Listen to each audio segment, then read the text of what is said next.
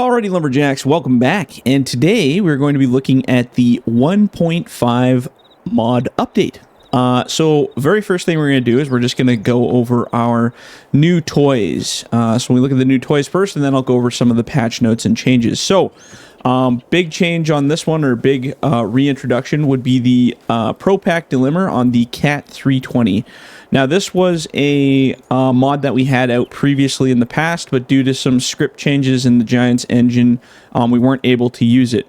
So what we've ended up doing is changing the cut for the top saw to mimic the same as our processor does with the manual cut saw on it.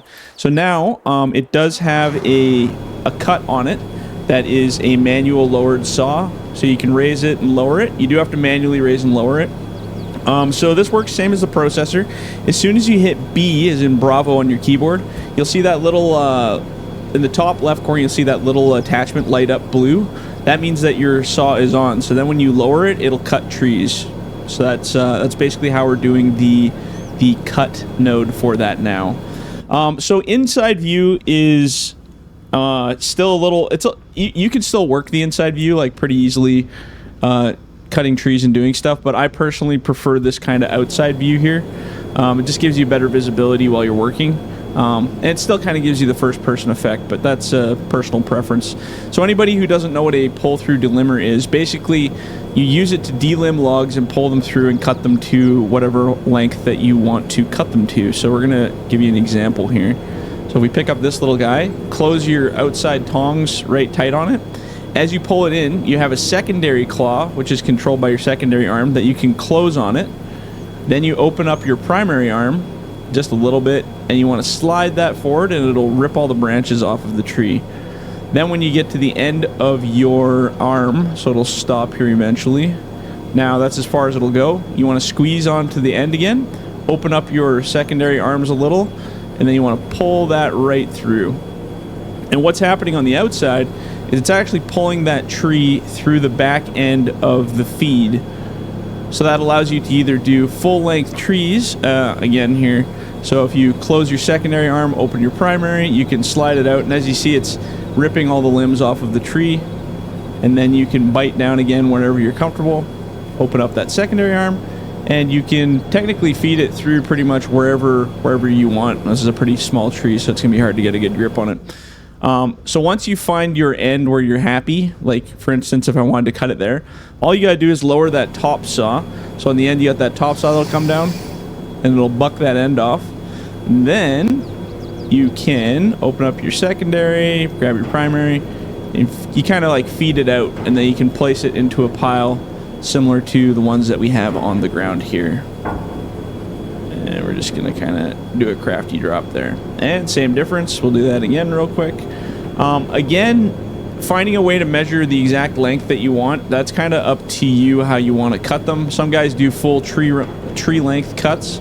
Some guys will just kind of get down to the end where they feel the tree gets skinnier. So like I feel about there is where I would buck it. And then you got kind of a half decent tree. It's not as accurate as using the Wartop processor because you have the cut length system built into it. But I mean, if you're just looking at doing some tree length stuff to load onto the pull trailer, then that's probably good enough. But yeah, it's a neat little head. It's been fixed quite dynamically since the last version, so you can move stuff around a lot easier. You can cut a lot easier. The primary claws on the front that you grab with are a lot more accurate compared to the last version, so you can grab a lot better. But yeah, so that's the Pro Pack Delimber. Some of you know how they work and the whole process to it, and then others who have never seen it before, well, you guys can test it out, see if you like it. And if you do, you do. If you don't, you don't. It's for some people and not for others, so. But it's available in this update, so I hope people are happy that that has returned. Next up, we have the Hitachi 210. So big thanks to Trayton Jones. He provided half of the financing to get this model built by 3D modelers, and then I was able to put it all together and make this beautiful little harvester. So generally this is used better for a harvester with like a processor head on it. I've just been using it to kind of hoe chuck wood around and shovel, but very nice machine, very nice model, very similar to the Hitachi 260, I think is the other one that we have. Same style, just a low cab instead of a high cab. So again, interior is very similar, same kind of setup. It's really nice visibility, really nice movements and stuff. Like I said, I've been using it just for piling brush and stuff like that, but you guys can use it for whatever attachment catches your fancy. But yeah, beautiful model. So big thanks to Trayton for the financial support. So now the community as a whole gets to have fun and play with that. The other new mod is the Logger Mac with a single bunk trailer on it. So this was a huge request for a long time, was to have a single bunk truck that's fixed to the actual frame. So here we have the actual single bunk with a fixed frame, and it's got a very wide bunk on the back, so you can actually fit quite a decent pile of wood into this guy, which we'll load up here as we're testing some of the other stuff. So those are the 3 new mods added to this update. The rest of the update is lots of changes and different stuff that has gone on. So I'm just going to go over the patch list starting from the top. So changes. So on all of the new maps that came from FS19, so Grizzly Mountain, Legion Hills, Ender's Forest, and Axe Mountain, what we've gone and done is we've changed the sell points. So in the 1.4 and the last updates, the sell points were sawmills. And once you sell too much wood to those sell points, what happens is the sawmill stops accepting wood and you can't sell at those points anymore, which is a big annoyance, especially in multiplayer when you're trying to hammer through wood. So those points have been changed over to biogas plant sell points. So basically, anytime you unload wood at the mill now, it'll sell all the wood and it'll keep selling it unlimited amounts. There's no sawmill cutoff point where you can only sell so much wood, which is nice. Okay, now moving on to equipment. So all trailers. So the trailers, I think I have one at the mill here if I tab down. All the trailers, so there's this one too. All the trailers' bunks have been widened just a little bit. Some of the stakes have been moved around a little bit. The stakes on this one have moved back a little bit to support different lengths of logs. Same with our other trailer. So this is our new trailer. I'll just go straight into this. So the trailers have changed. So the hay rack trailers have been replaced. So the let's see here, I have it. So the 1 bunk hay rack trailer and the 2 bunk hay rack trailer have been replaced by this guy. So this guy is just the hay rack trailer. There's only one, and it has varying sets of bunks so that you can support pretty much all the same lengths that the other ones did. So you can sit 5 meter, you can do 3 bunks of 5 meter logs. So 5 meters will fit in between these two. 5 meters will fit in between these two, even though they're a little bit wider. And 5 meters will fit in between these two. If you want to go to 6s, you can actually lay 6s right in between and take all 3 bunks. Same with 6s, all 3 bunks. 7s and 8s will also fit. 8s are a bit tight, but 8s will fit as well. And then if you want to do, obviously, long logs, you can do the whole length of the trailer. So this model is based off of some real-life trailers that I saw with hay rack style that basically have a split, so it allows you to load, varying sizes of wood so that I don't have to have 3 different trailers to support what I'm doing. This is just one trailer. Loading, it's a little bit different. So if you're loading 6s, you kind of load almost off the stake a little bit and put it on the middle, but it does take up pretty much the whole, all 3 parts of the bunk. 7s and 8s also work really well. You do have a lot of space on the front end too, so if you're loading and you have a lot of overhang of your logs coming up to near your headache rack on your truck, there's a lot of room there to play with, especially for new people.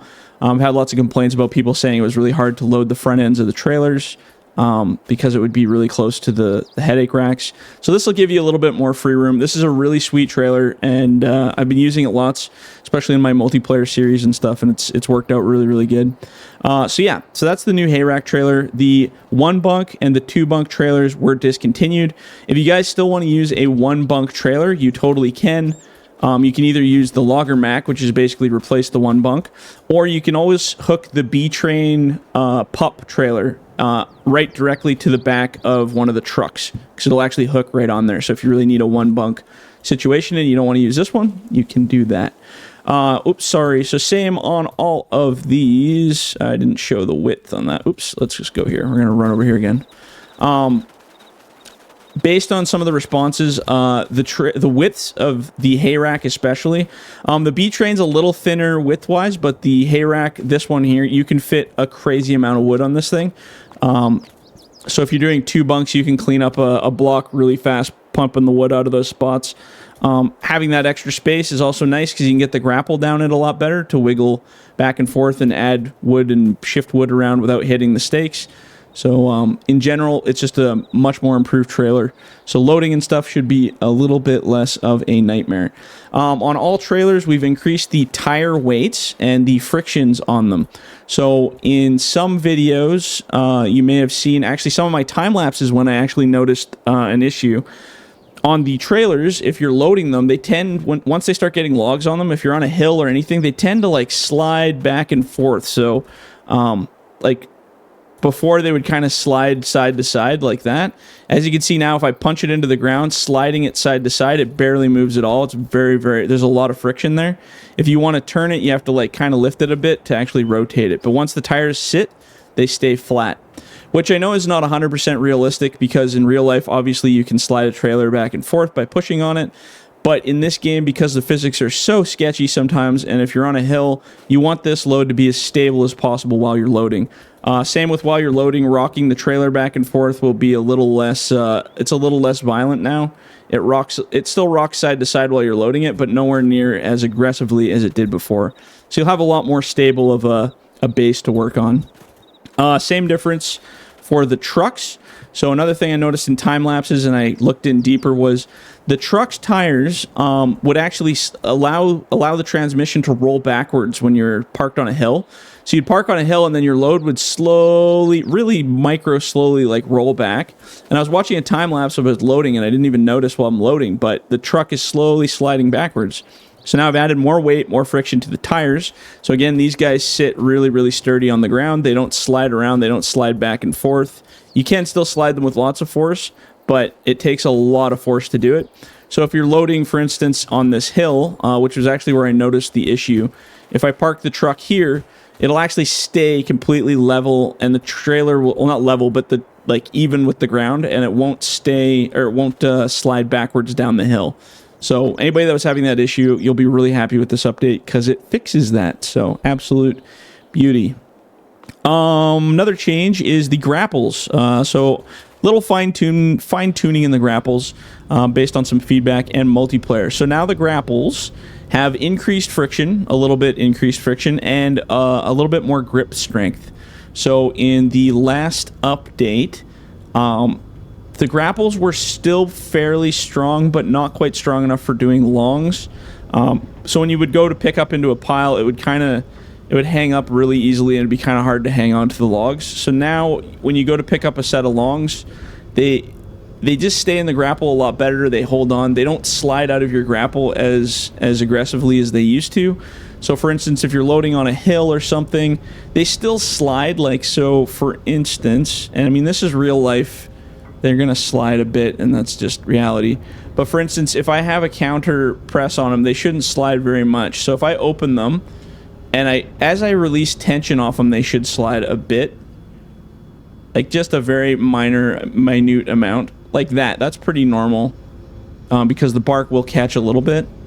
But in the last update, it was kind of like there was ice on the grapples, and I got that feedback from a lot of people. So now, it's not crazily frictiony. Like you're not going to have like crazy friction where it's not going to slide at all. But it'll be a lot nicer, especially if you're trying to load trucks on hills and stuff.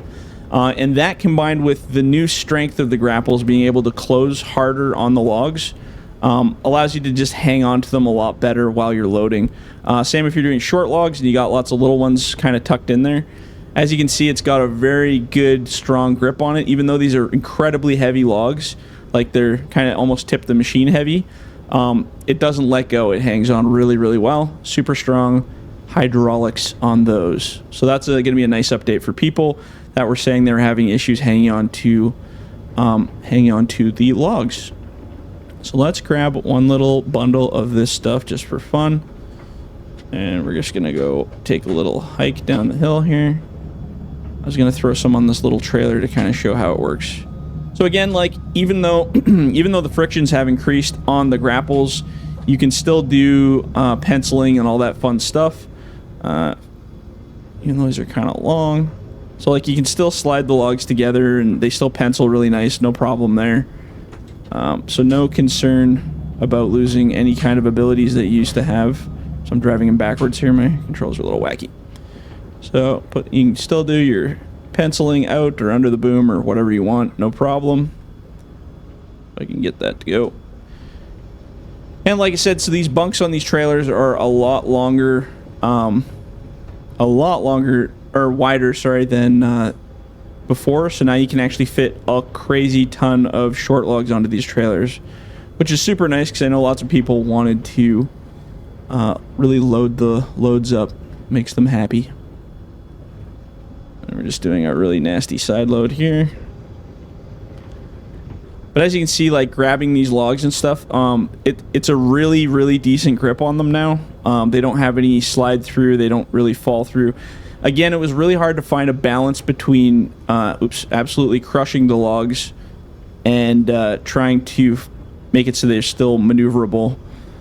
Because if you crush them too hard, then the physics kind of glitch out and they get all wobbly. But I think this is a really nice balance between grip and dampening so that they don't do anything too crazy. Skidders to increase the tire friction and less slide when working on steeper hills. So for instance, I'm just going to pick this up and move it over here because we're lazy and we don't actually, let's go way over here to this hill. Okay, so for instance, on this hill, what would happen is I increased the friction on the tires, but I've also increased the brake sensitivity. So what would happen, and if you ever watched some of my Diesel for Blood series, I had an episode where I was doing this hill, and when you go down, so if I hit the brakes right now, it stops. But in the last update, if you didn't, even if you hit the brakes, it would keep rolling. So if you're on a steep hill and you're going backwards, like, I would hit the brakes, but it would keep doing this, and be like, come on, stop, stop, stop. But now when you hit the brakes, it'll actually, it won't dead stop, but it'll stop a lot more effectively. Same with going forward, so if you're going down a steep slope, I wanted to keep a little bit of realism so it wasn't just a dead stop.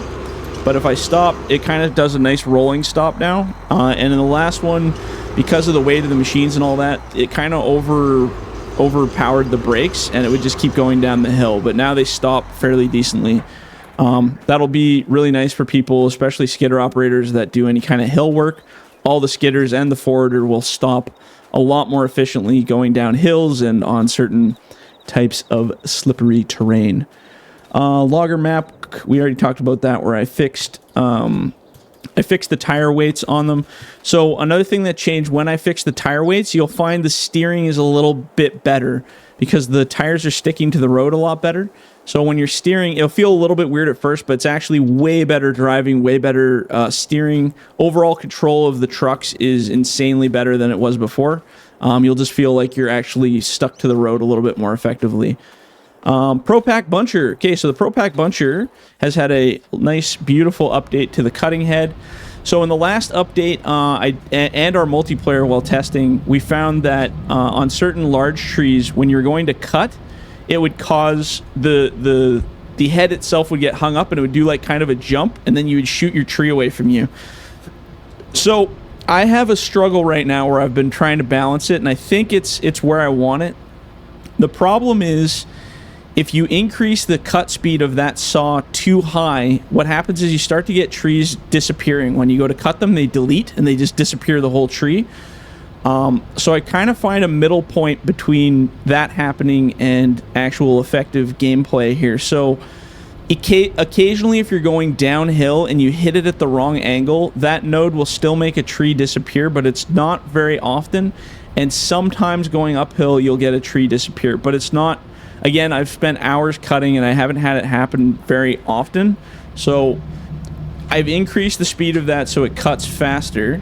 So hopefully we don't get too many tree deletes while we're doing this. But as you can see, it's a nice smooth hit on the trees now. And you're not going to get hung up on stuff while you're cutting. A lot smoother, a lot easier, and a lot more fluid cutting, especially when you're cutting smaller trees. But the big trees was the problem on the last update.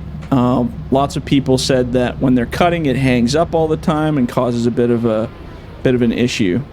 So now, you'll find that it's just a lot smoother cutting through multiple trees or different types of trees. I was gonna see if I can make it delete going downhill. Maybe on a side here. Let's try it.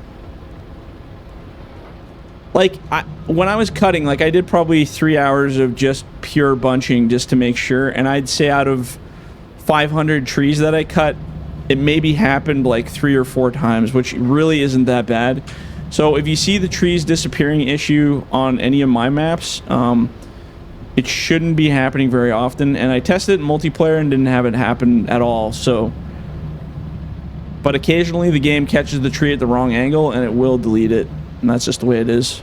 Or it could be my own problem where I placed the tree incorrectly and it's too high off the ground. Oops, that's a heavy tree. But now you'll find bunching groups of trees, it's just a lot smoother now. Everything stays really, really nice. As you can see, like I said, I'm not getting any hang-ups. Occasionally, if you go to cut a really big tree after cutting 2 little ones, it'll do kind of a weird... It's not a perfect system. Like I said, this cut node system is not my favorite, and it is far from a perfect system. But for the most part, while you're cutting, you're going to find just a great improvement over the last update. And it cuts fairly fast and fairly smooth. So hopefully you guys will enjoy that. So give it a shot and let me know. Give me feedback. But I'm pretty happy with it. Changes could happen though, you never know. Pulpwood grapple. So I'm not going to load that, but the pulpwood grapple, I just improved the rotation. So this is not the pulpwood grapple, but on the danglehead pulpwood grapple, I made it so it turns left and right a little more responsively, so that when you're loading and unloading trucks, you'll have a much easier time doing that. Not a big deal. The Timber Pro forwarder, not going to load that either, not a big deal. I increased the length of the boom. So on the Timber Pro, it had a bit of a short boom on it. So I increased it, not a crazy amount, maybe a couple feet longer, but it does make a nice difference when you're picking up logs off of the ground. It's a lot smoother. I also increased the grab strength of the grapple for the Timber Pro forwarder as well, because it was a little bit... Well, it was a little bit light compared to the other grapples. So you should be able to grab logs a lot more effectively with the Timber Pro. But yeah, anyway, that's all there is for this update. Again, there might be changes that happen before I release the update based on multiplayer feedback, but nothing major. That'll be all the major stuff.